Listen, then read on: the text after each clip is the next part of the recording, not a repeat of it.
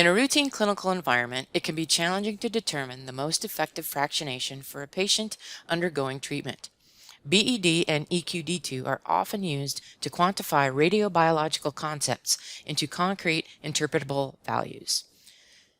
As a quick review, BED is a value that serves to quantify the biologically effective dose delivered using number of fractions, dose per fraction, and a tissue characterization parameter called the alpha-beta ratio.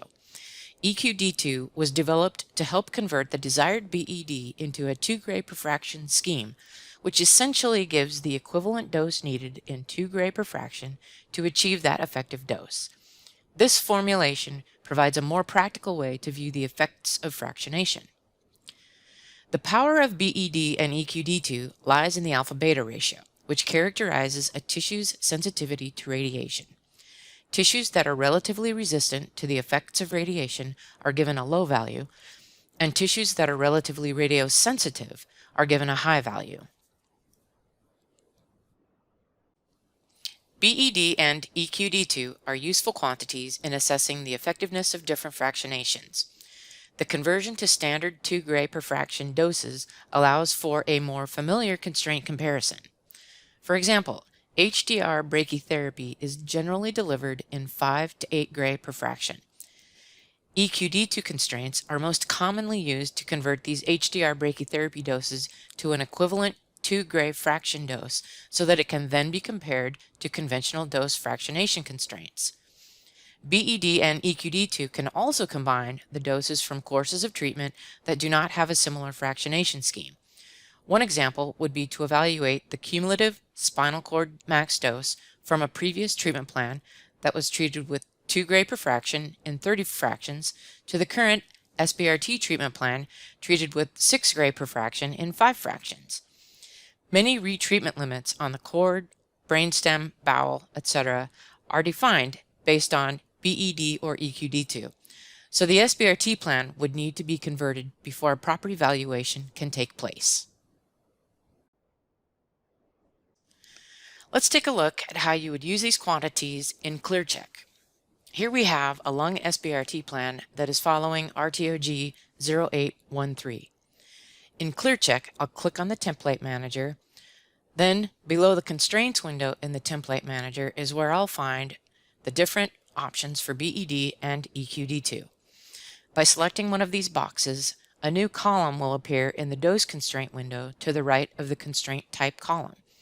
Here's where I can enter the alpha-beta value for each structure of interest. For easy comparison, we suggest duplicating the structure of interest and adding the alpha-beta ratio to the copy.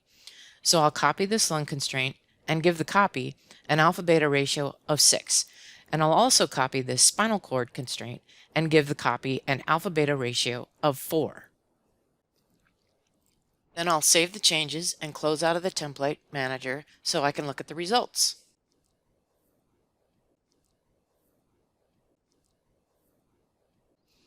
For plan sums, once the BED EQD2 constraints have been created in the Template Manager and I've saved and closed out, I can see at the top there is a window where I can set the phase and recovery values for each plan in the plan sum. I'll discuss these parameters later in this video. In ClearCheck, there are 2 options each for selecting BED and EQD2 for plan sums. There is a standard option and a conservative option. The standard approach uses the entire plan sum DVH based on the rebinning of dose voxels in each plan with the appropriate fraction numbers applied. This is the recommended method for plan sums with the same CT and structure set used for each plan, or for plan sums where there is similar patient setup and organ position. The conservative approach is the recommended method for 2 plans with very different patient setup or organ positions. In this approach, ClearCheck will sum equivalent dose values directly from each plan. Because these values will lack spatial information, the result of this calculation provides a worst-case scenario.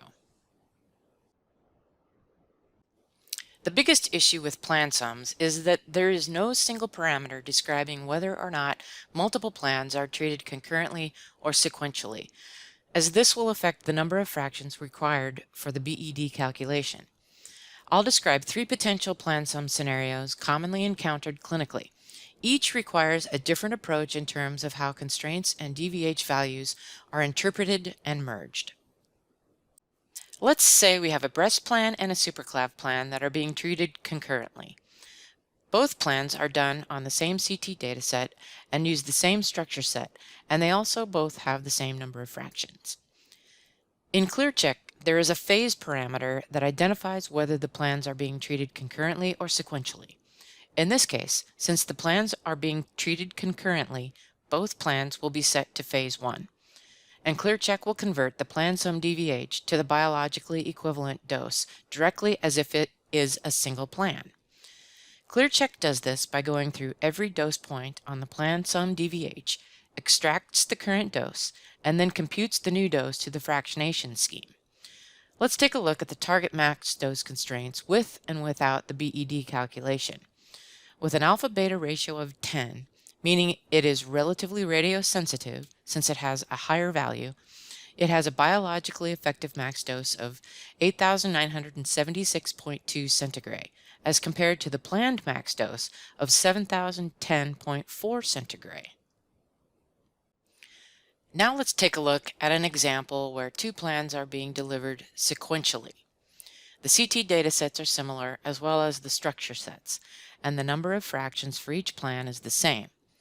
Since they are being delivered sequentially, the prior treatment plan will have a phase value of 1, and the current treatment plan will have a phase value of 2. In this case, ClearCheck will rebin the dose voxels and calculate the BED EQD2 on each plan separately, and then sum them into a new DVH. The hotspot for the prior treatment plan is 5,155 centigrade, and the corresponding EQD2 value of this dose with an alpha-beta ratio of 10 is approximately 8,700 centigrade. The hotspot for the current treatment plan is 5,218 centigrade, and the corresponding EQD2 value of this dose with an alpha-beta ratio of 10 is approximately 8,900 centigrade.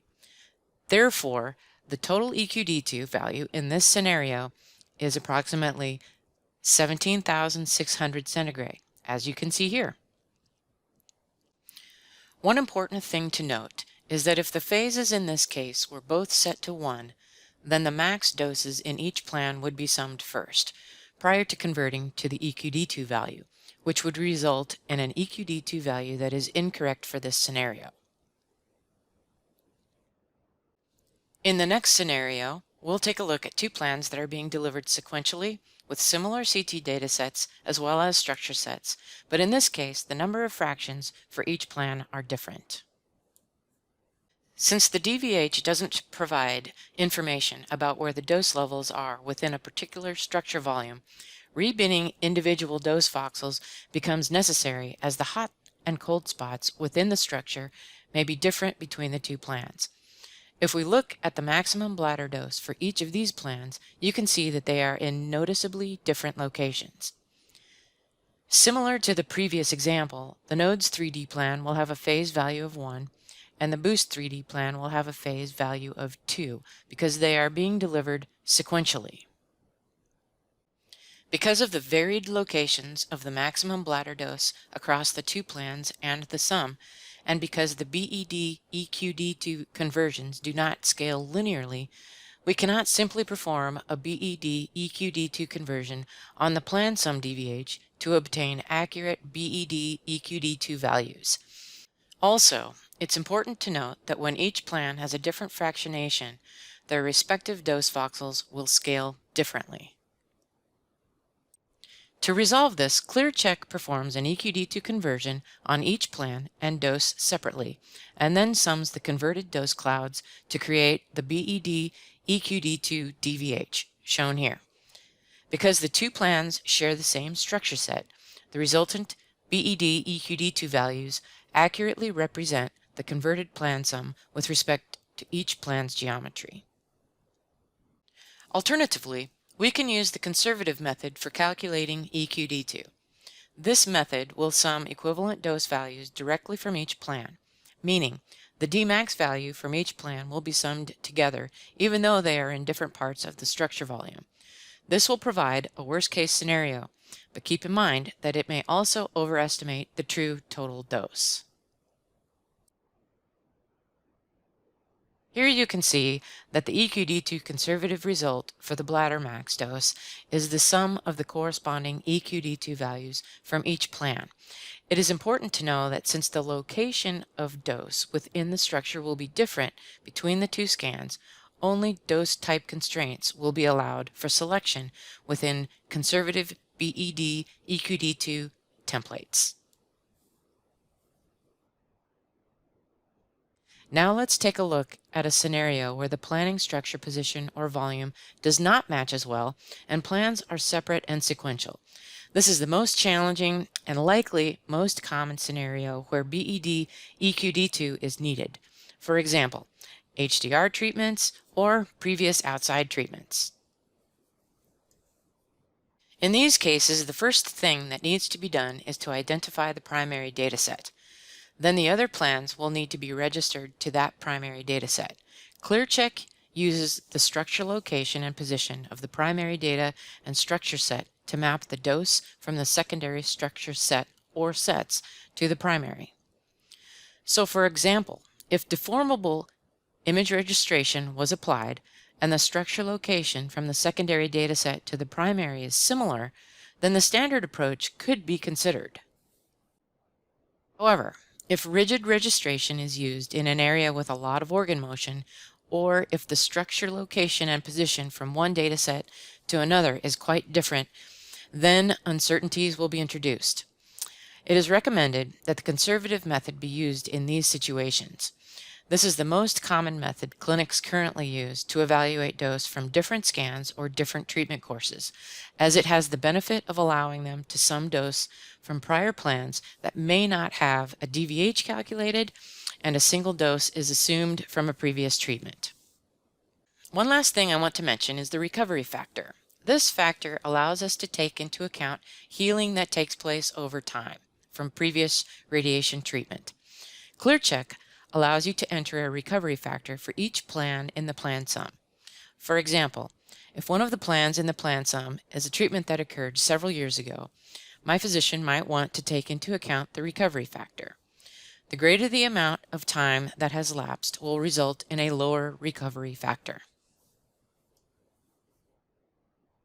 Thank you for your time, and if you have any questions, please don't hesitate to contact support@radformation.com.